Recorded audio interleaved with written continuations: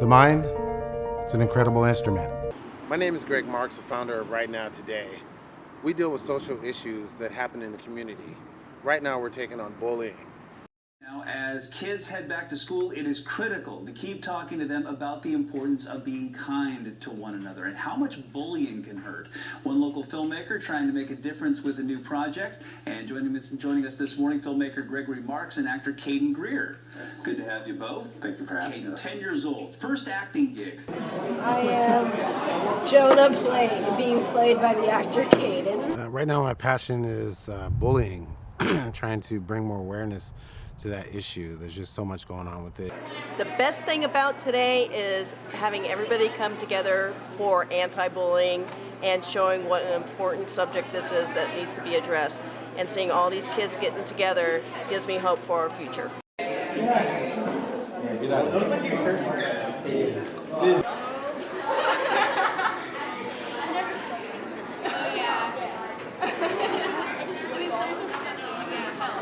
But the hard part was watching Joenah get hit in the head over and over and over again. That was so sad because he's such a nice kid.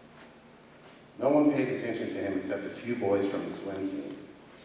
They saw Joenah by himself at the locker, and for no reason, he pushed them into the locker. It looked like you were seriously getting bullied. Who did it to you? We talked to you before. Micah Sierra did it. Yeah. Let's do it for real this time, you guys. We want to wrap this up.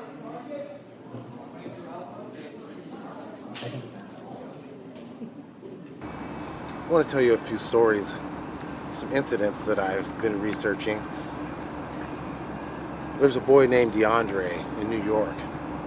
He had a limp, kids teased him, but they lured him into an apartment, doused him with cologne, and caught him on fire. The experts do agree that the best way to combat bullying is to bring more awareness, which is why we're making the film, because if we make a film that's good enough and that draws the attention of people, they can realize that there's this problem going on. Not only are we showing what happens during bullying, but we also show the perspective of the main character, which is Joenah, to not allow himself to be a victim. And then on the flip side, we also show the bully and what's going on in his life and the reason that he is bullying Joenah. So we're not falling in the bully's the bad guy and the Joenah's the victim.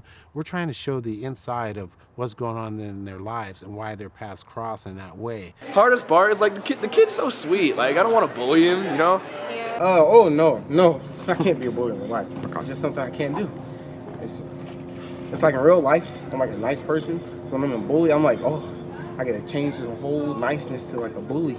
We're looking at 4,600 lives of teenagers, and some of them aren't even teenagers. You know, you got 9-year-olds and 10-year-olds committing suicide. When did suicide become the norm for solving problems? The most difficult part is trying not to smile, because I love to smile, and I was like, I had to like change some facial features, but then it worked out. I'm just kidding. Obviously, one of the biggest things that you could do as an individual is contribute. But we know that the way things are nowadays, some people don't have money like that to contribute. If I had money like that, I wouldn't be asking you for money. But you can also share, start the conversation, reach out to other people that you know are interested in trying to help bring more awareness to this problem. You'd be surprised what you can do by starting a conversation about this and what you would hear. And you just never know. There's a lot of people that have been bullied that don't talk about it, but by starting that conversation, it can re-spark that interest and encourage them to be able to do something about it, because we do have this tool that we are going to use throughout the school system. I can guarantee that.